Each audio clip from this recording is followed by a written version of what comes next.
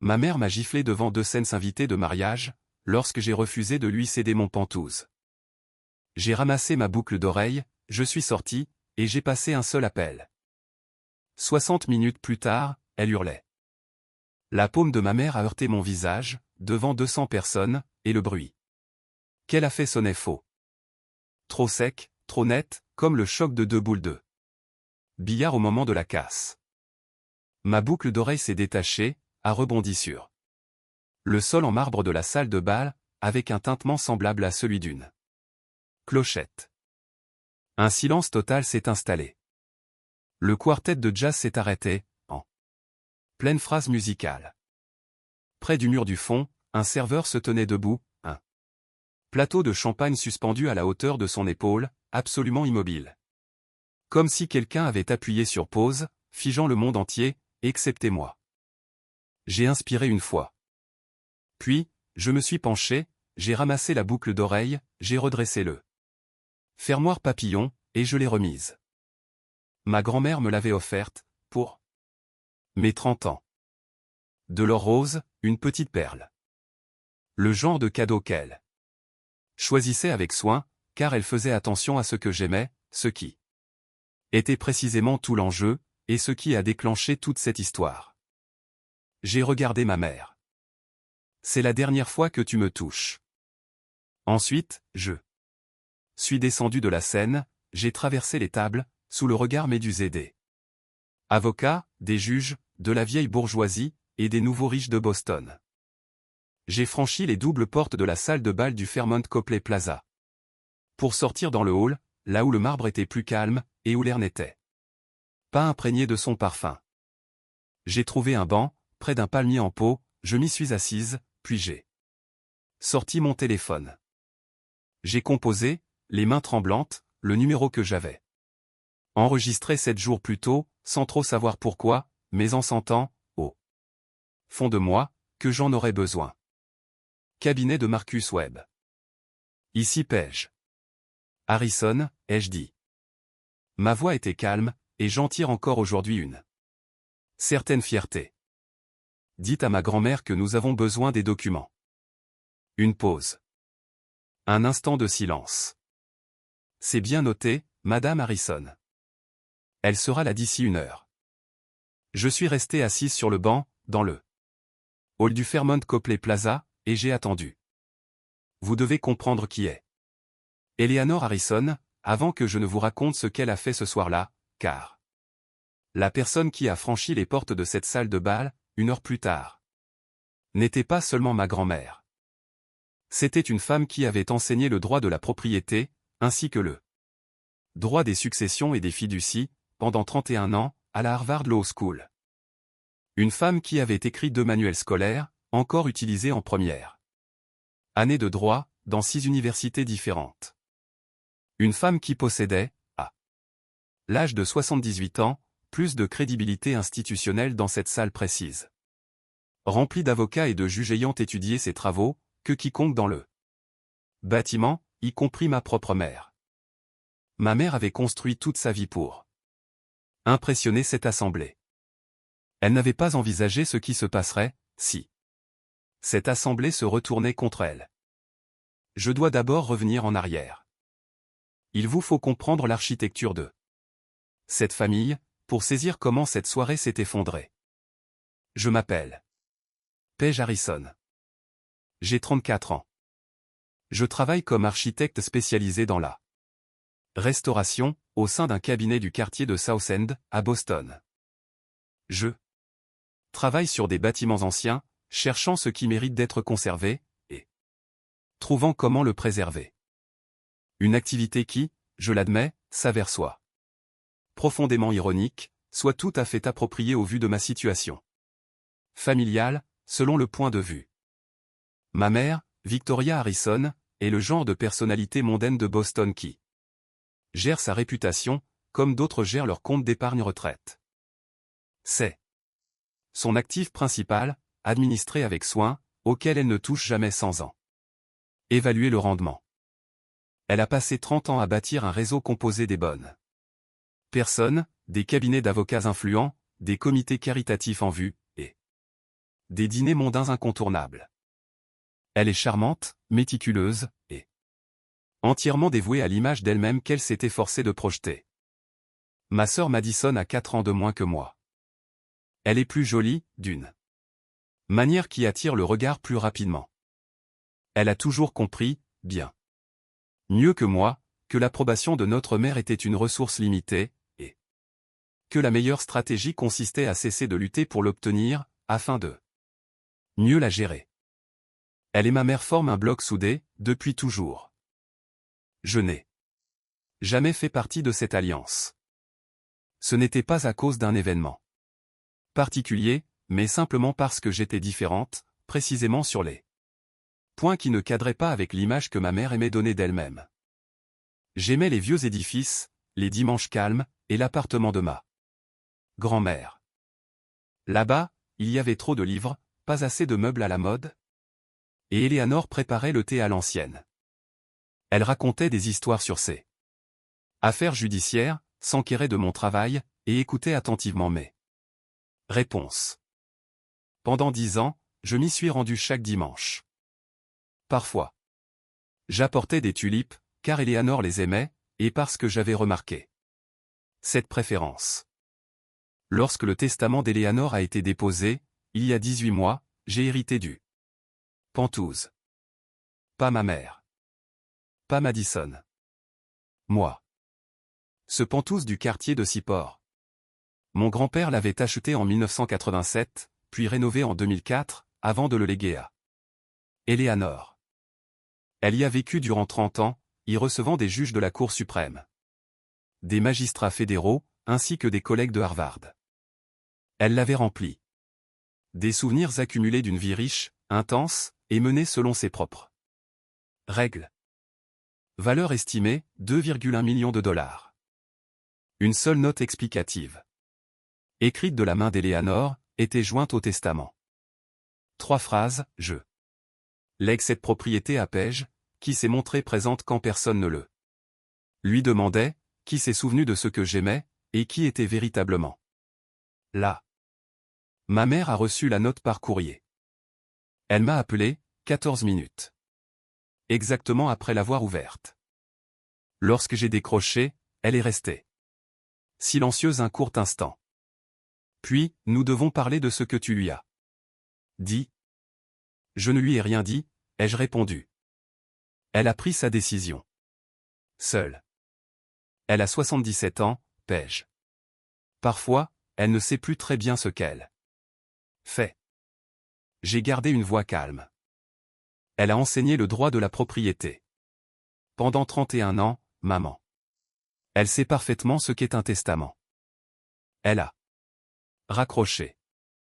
S'en est suivie une campagne de harcèlement familial, du genre de celle dont les personnes extérieures peinent à croire l'existence.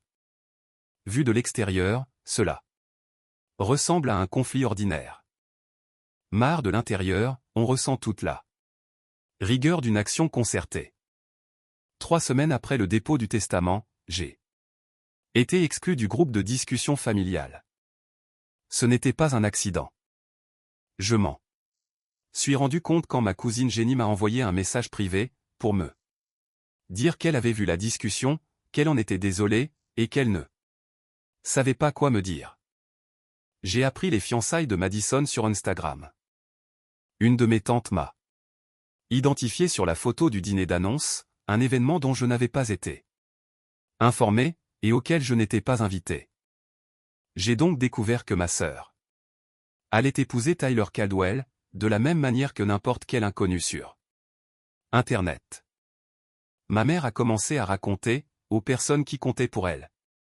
C'est-à-dire aux avocats, aux juges, aux membres des comités caritatifs.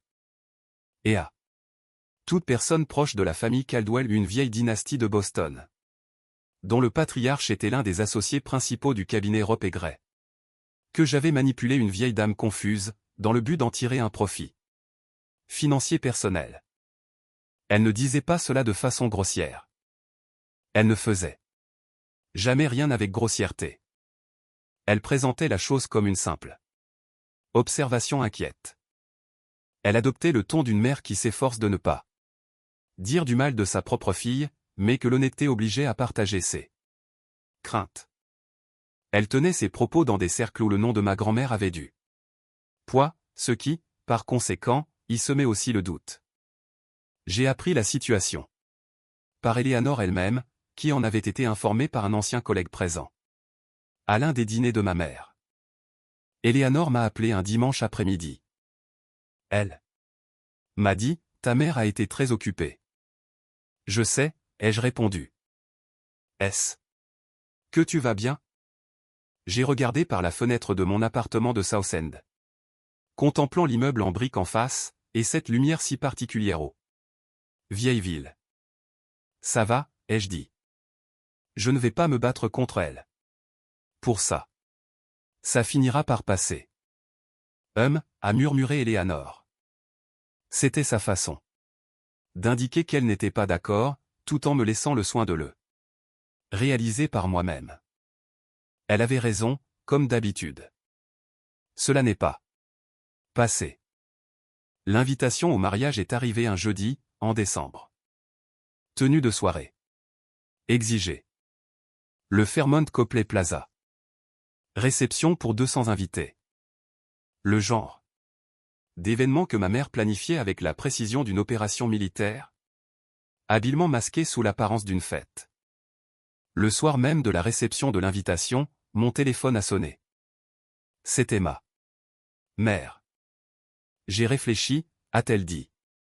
Sa voix avait ce ton doucereux qu'elle prenait lorsqu'elle avait déjà pris sa décision, tout en la présentant comme le fruit d'une réflexion commune. À ce dont Madison et Tyler vont avoir besoin. Pour commencer leur vie à deux. Un foyer qui reflète leur avenir, et non leur passé. J'ai attendu. Le Pantouse ferait un cadeau de mariage parfait, a-t-elle poursuivi.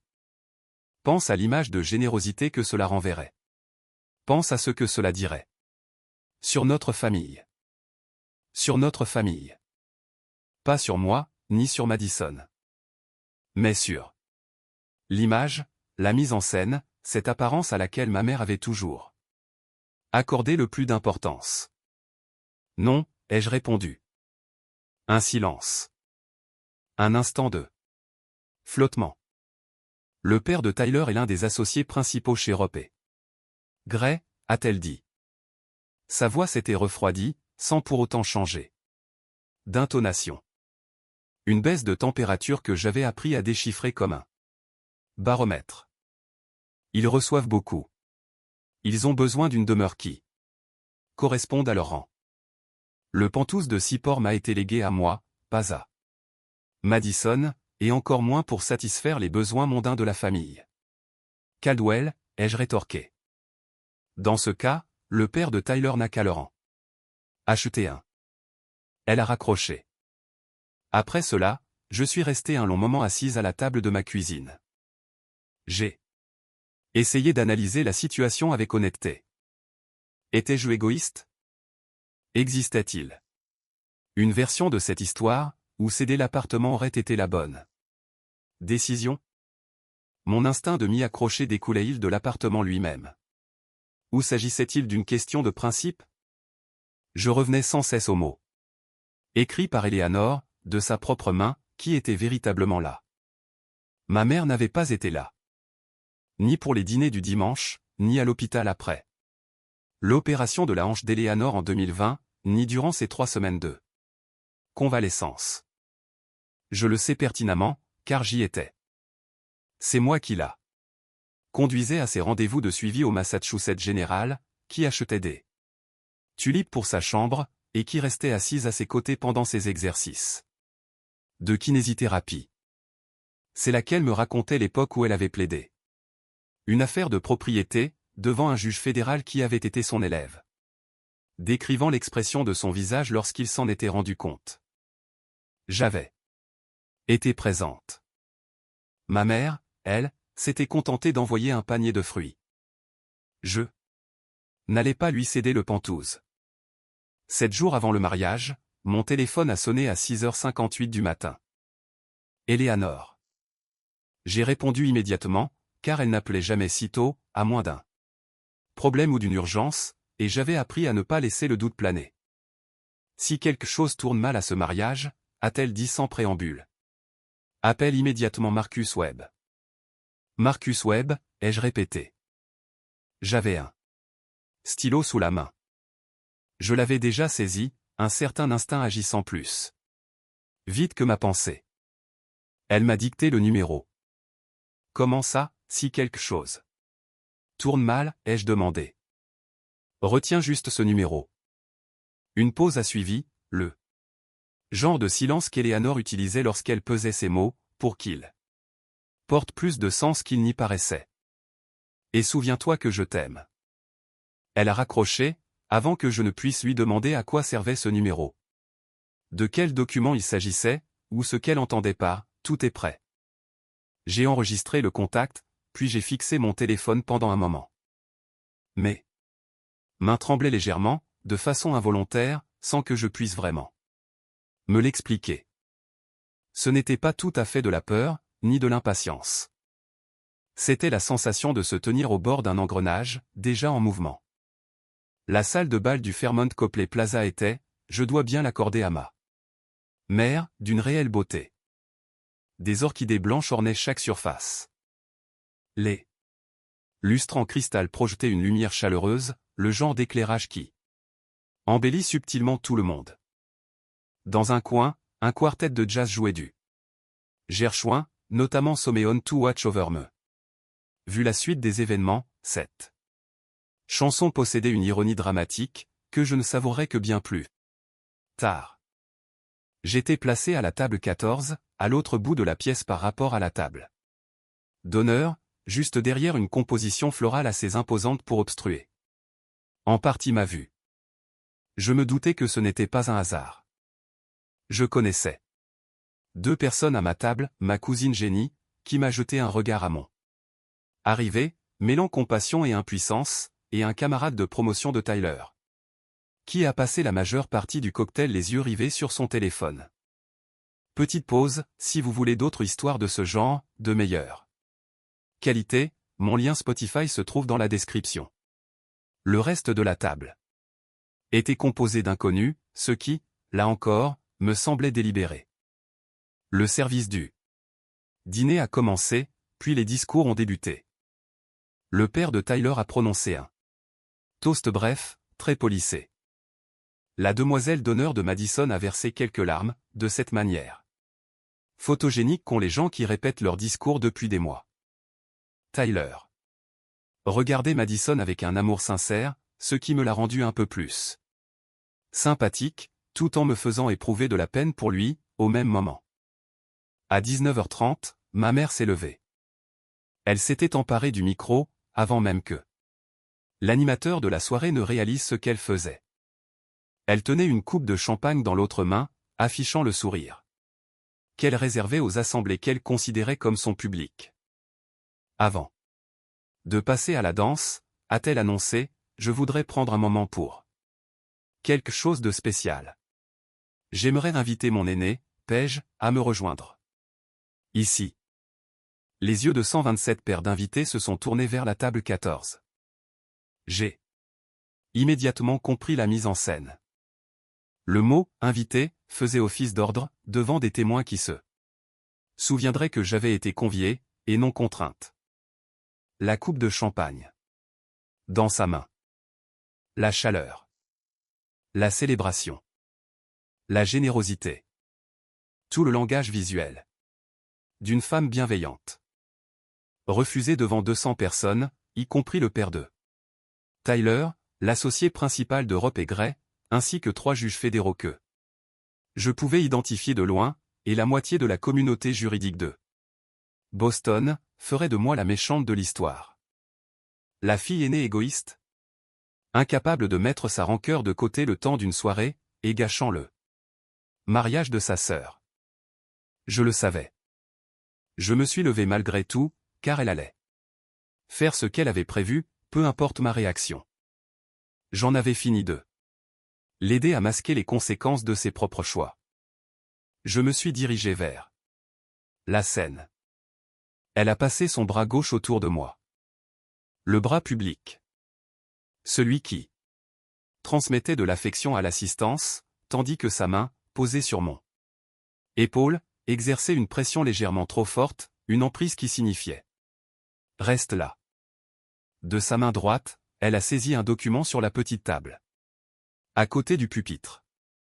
Une liasse épaisse de papier, maintenue par une pince à dessin. Lourde, et déjà prête. La plupart d'entre vous savent, a-t-elle déclaré dans le micro, que ma belle-mère, une femme que nous adorons tous, a récemment pris d'importantes décisions concernant sa succession. Cette voix chaleureuse, ce ton préoccupé d'une femme gérant les complexités familiales avec élégance. Ce soir, Paige a l'occasion de faire un geste magnifique.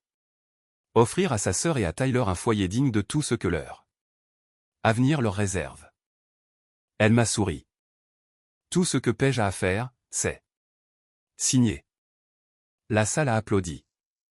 Les gens applaudissaient pour de bon, non pas parce qu'ils comprenaient la situation, mais parce que ma mère l'avait présentée. Sous l'angle de la générosité, de la famille, et des beaux gestes.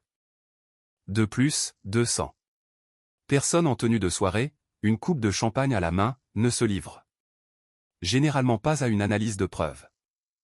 Ils regardaient simplement une histoire se dérouler, et ma mère avait déjà écrit leur rôle. J'ai jeté un coup d'œil au document qu'elle tenait.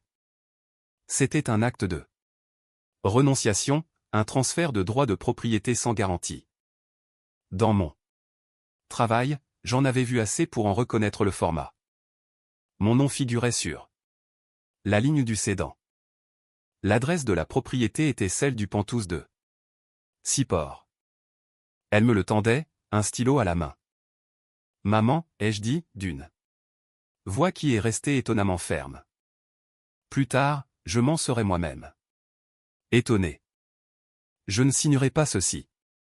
Son sourire n'a pas scié. Ne sois pas nerveuse, ma chérie. Ce ne sont que des papiers. C'est l'appartement que grand-mère m'a légué, ai-je dit. Pas à Madison. À moi. Madison avait surgi au bord de la Seine. Je ne l'avais pas vue s'approcher, mais elle se tenait là désormais. Splendide dans sa robe. Parfaitement maquillée, elle arborait cette expression qu'elle prenait toujours. Lorsqu'elle décidait qu'un problème était de ma faute. Tu vas vraiment faire ça le jour de mon mariage, a-t-elle lancé. Je n'ai pas demandé à monter sur cette scène, ai-je rétorqué. Parce que nous savions que tu te montrerais égoïste. Sa voix avait monté d'un ton, et le micro de ma mère en a capté une partie. Les invités des premiers rangs ont bougé sur leurs chaises. Nous savions que tu préférerais cet appartement à ta propre famille. L'appartement n'est pas si bête, quand on veut y vivre. Ai-je répliqué. Un murmure a parcouru l'assistance. Ce n'était pas vraiment un rire, ni tout à fait un soupir de stupeur. C'était le bruit d'une salle qui réalisait la tournure des événements. Le père de Tyler, que je pouvais voir depuis la scène, assis à la table d'honneur dans un smoking valant sans doute plus que mon tout premier salaire, a posé sa coupe de champagne. Le visage de ma mère s'est transformé. Toute chaleur en a disparu, non pas de manière progressive, mais d'un coup net, comme une lumière qu'on éteint. Ce qui est apparu alors était une facette que j'avais déjà vue en privé, mais jamais devant une assemblée de 200 témoins. Espèce d'ingrate. Le micro a amplifié chaque syllabe, les faisant résonner sous les lustres en cristal, jusqu'au moindre recoin de la salle de bal. Après tout ce que nous avons fait pour toi. Tu n'as même jamais mis les pieds dans mon studio, ai-je répondu. Sa main est partie. C'est là qu'intervient la physique de la gifle. Sa paume a heurté ma joue gauche, et ma tête a basculé vers la droite. Ma boucle d'oreille, celle en perles et or rose qu'Eleanor m'avait offerte, et que je portais précisément en son honneur, s'est détachée. J'ai ressenti ce bruit plus que je ne l'ai entendu. Elle a percuté le sol en marbre, produisant ce petit tintement de clochette dont je vous ai parlé. Ma joue me brûlait bruyamment, puis le silence absolu est retombé. Le quartet s'était tu. Le plateau restait suspendu. Les 200 personnes en tenue de soirée, qui applaudissaient un geste magnifique à peine 90 secondes plus tôt, s'étaient figées. J'ai inspiré, je me suis penché, j'ai ramassé la boucle d'oreille, je l'ai remise en place. Puis, j'ai regardé ma mère, j'ai prononcé ces 7 mots, et je suis sorti. Le banc du hall, tapissé de damas dorées, était légèrement inconfortable, mais cela m'importait peu. Je n'avais pas besoin de confort. J'avais besoin de calme.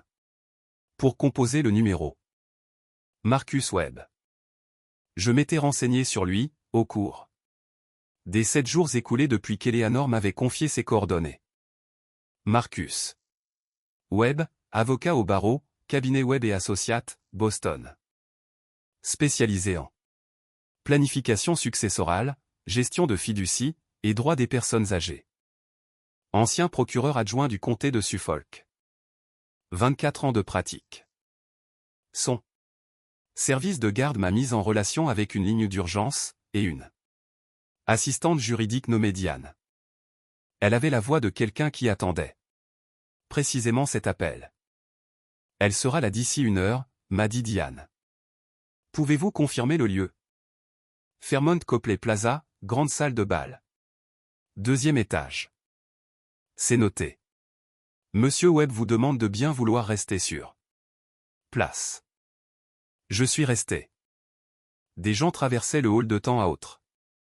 Un invité du mariage, que je ne connaissais pas, m'a regardé avec l'expression de celui qui avait assisté à la scène, ne savait que dire, et a finalement préféré se taire. Un employé de l'hôtel m'a demandé si j'avais besoin de quelque chose, je lui ai répondu que tout allait bien. Jenny m'a retrouvé à 20h15. Elle s'est assise près de moi. M'a pris la main, et a simplement demandé, de quoi as-tu besoin?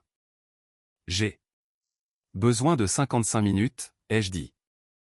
Elle est restée à mes côtés. À 20h47, la porte-tambour du Fairmont Copley Plaza a tourné, et Eleanor Harrison est entrée. Âgée de 78 ans, les cheveux argentés relevés, comme elle le faisait pour les grandes occasions, elle portait une robe noire, que j'avais déjà vue sur une photo de dîner de la faculté de droit de Harvard, posée sur sa cheminée. Elle tenait sa canne dans la main droite, une habitude prise depuis son opération de la hanche.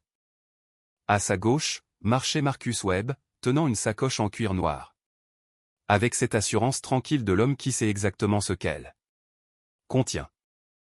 Elle m'a aperçu sur le banc, et s'est dirigée droit sur moi. Je me suis levé. Elle a posé sa main libre sur mon visage, sur ma joue gauche, celle qui gardait encore la chaleur du cou de ma mère, puis m'a observé un instant. Elle n'a pas demandé si j'allais bien. Elle voyait bien que je me tenais droite. Elle savait que c'était la seule réponse nécessaire. Prête, a-t-elle demandé. Je suis prête depuis 1 an, ai-je répondu. Elle a hoché la tête une fois, puis elle s'est tournée vers la salle de bal.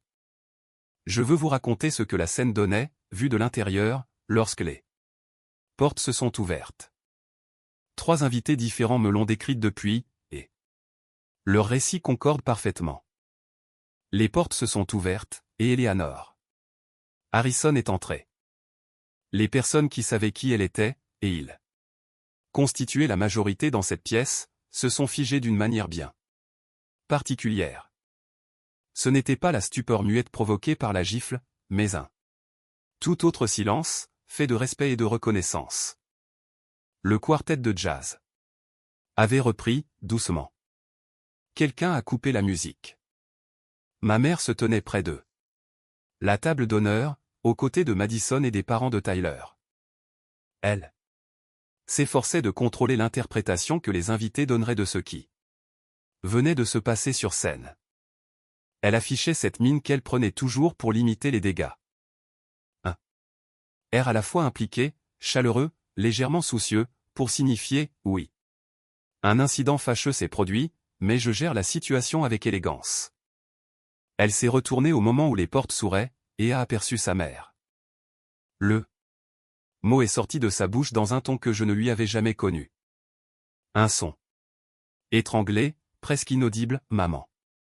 Quand Eleanor a pris la parole, sa voix a résonné dans toute la pièce, avec cette portée propre aux personnes qui ont passé 30 ans à s'adresser à des amphithéâtres complets. Je suis venu pour ma petite fille. Elle s'est tournée pour faire face à la salle. À toute l'assemblée. 127 invités, sans compter le personnel de service, ni le quartet. Tous observaient cette femme de 78 ans, debout à l'entrée avec sa canne. S'adresser directement à eux. Je m'appelle Eleanor Harrison. J'ai été professeur à la Harvard Law School pendant 31 ans. Je suis en pleine possession de mes facultés mentales. Et je suis ici pour rétablir la vérité. Marcus Webb a posé sa sacoche sur la table la plus proche, l'a ouverte, agissant avec le calme méthodique d'un homme qui s'est préparé, et qui n'a aucune raison de se presser. Certains d'entre vous savent peut-être, a continué Eleanor, que mes choix successoraux ont récemment fait l'objet de discussions familiales. Ce que certains ignorent sans doute, c'est que la situation s'est compliquée lorsque j'ai découvert, il y a 8 mois, qu'une propriété que je possédais à Cape Cod avait été vendue à mon insu, et sans mon consentement. L'atmosphère de la pièce est devenue soudainement irrespirable. Cette propriété, située sur Shore Road à Chatham, était enregistrée à mon nom de 1994 jusqu'en septembre 2020. Date à laquelle elle a été vendue pour la somme de 875 000 $. La voix d'Eleanor était celle d'une femme habituée à plaider, à rendre des verdicts, et à enseigner le droit à des étudiants de première année. Impressionné. Aucune de ses expériences ne lui avait demandé d'être autre chose que claire, et d'une précision absolue. En septembre 2020, je me remettais d'une arthroplastie de la hanche au Massachusetts General Hospital. Je suis resté hospitalisé pendant 11 jours.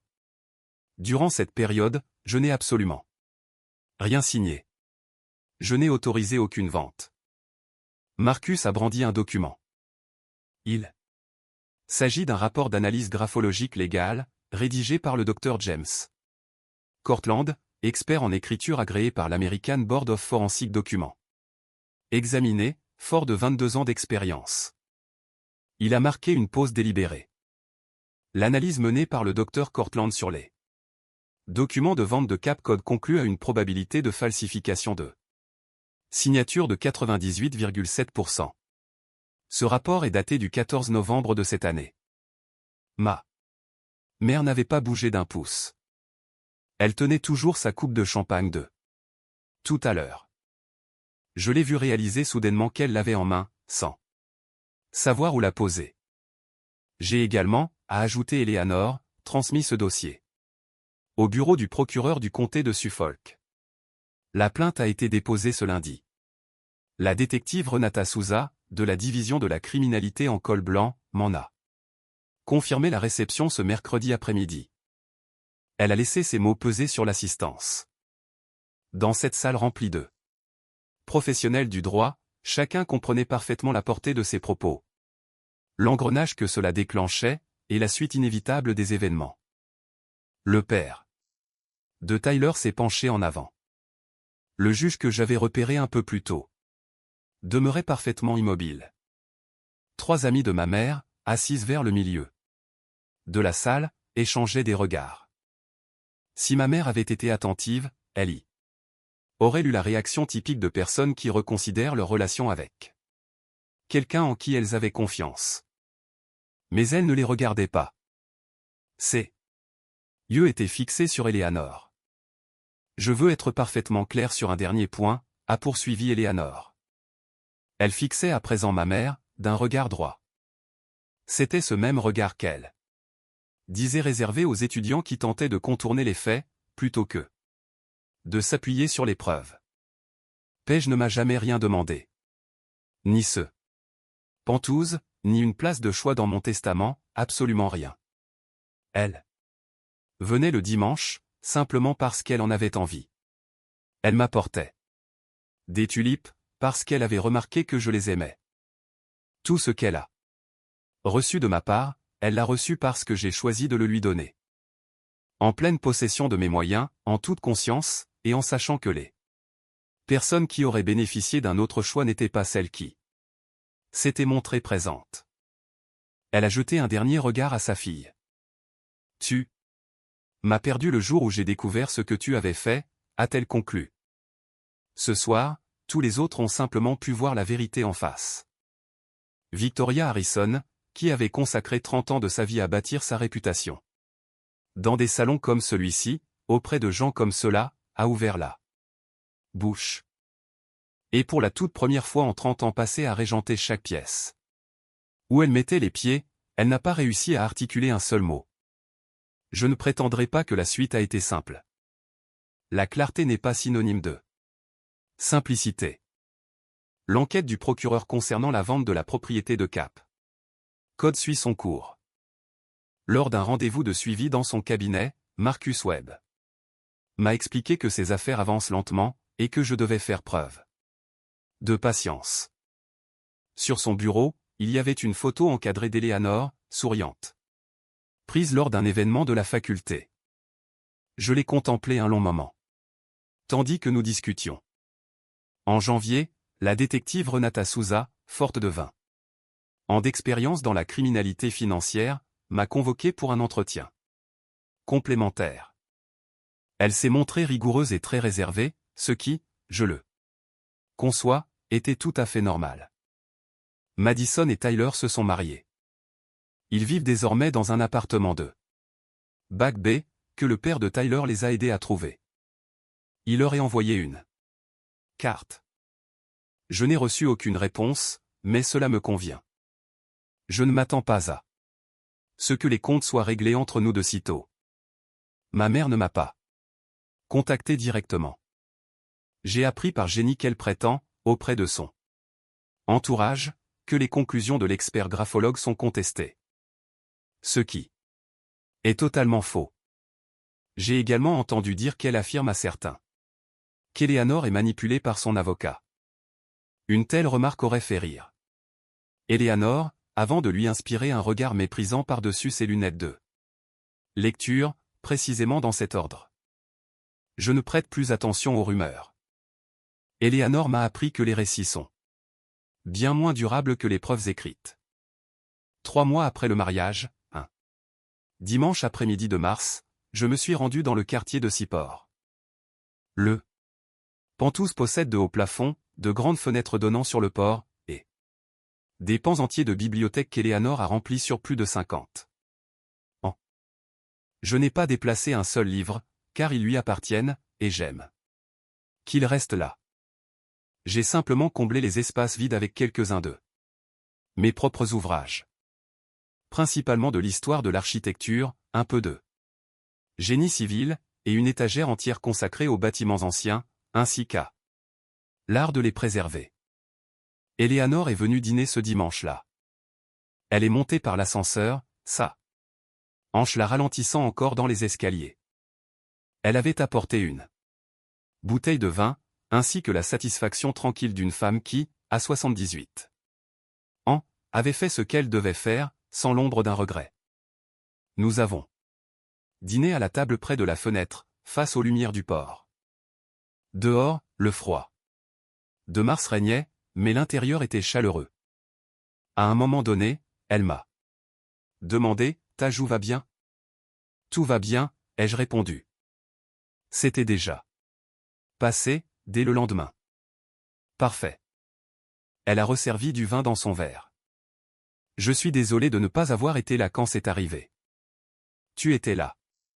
Quand cela comptait vraiment, ai-je ajouté. A-t-elle dit, de ce ton si particulier, semblable à sa voix publique. Cette voix que j'entendais depuis mon enfance, lorsque j'étais assise dans cet appartement. Le dimanche après-midi, apprenant, sans même m'en rendre compte, ce que signifiait être une personne capable de dire la vérité, même lorsque l'assistance n'était pas prête à l'entendre. C'est le cas, a-t-elle ajouté. J'ai toujours pensé que tu la porterais à merveille. Derrière la vitre, le port s'étendait, sombre, illuminé et en mouvement. 30. Et un étage plus bas, la ville poursuivait sa course. J'ai versé un peu plus de 20, et nous sommes restés ensemble jusqu'à une heure tardive.